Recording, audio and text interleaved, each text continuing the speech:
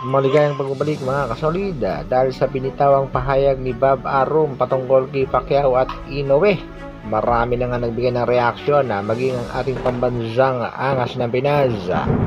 Nagbigay na rin ang kanyang kahilingan na dito kay pambansang kamao, Manny Pacquiao.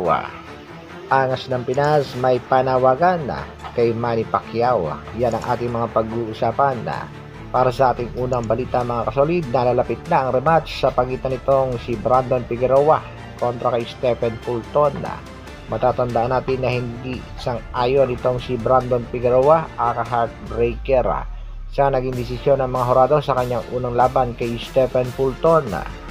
Si Figueroa ang kasulukuyang WBC Interim World Featherweight Champion na merong kartadang 25 wins, 19 knockouts, may isang talo. Si Fulton nga nagbigay ng dungis sa kanyang kartada noong November 27 taong 2021 sa una nilang pagharap.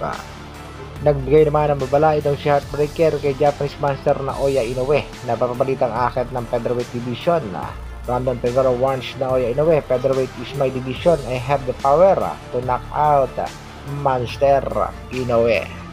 Kaya abangan natin mga kasolid ang isa sa pinakamagandang bakbakan ng rematch sa pagitan ni Figueroa kontra Stephen Fulton, gaganapin ngayong February 1.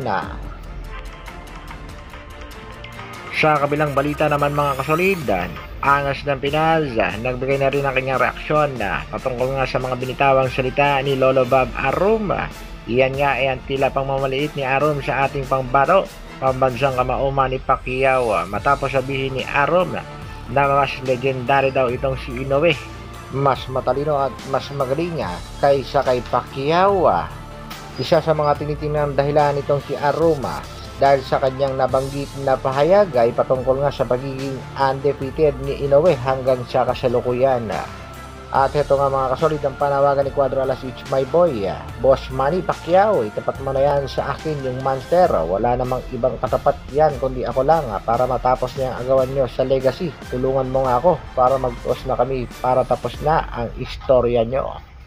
Matatandaan natin mga kasolid na dati na rin binanggit ni Manny Pacquiao na kayang-kayang igasa ang bakbakan sa pagitan ni Inoue kontra nga dito kay Casimiro. At dahil nga sa pagiging ng tulong at panawagan ni Casimiro kay Pacquiao, posible kayang magbalik ang ating pangbatang si Angas ng Pinas sa poder ng MP promotion para makasalang ang bakbakang Inoue kontra Casimiro.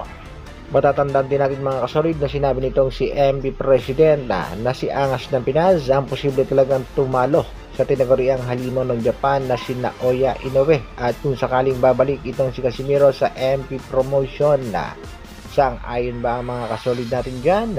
Isang komento naman dyan.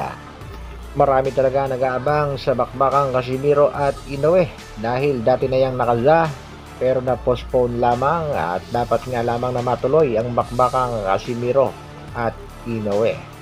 Hanggang dito na lang muna mga kasolid. Maraming salamat sa patuloy na pagsuporta at panonood.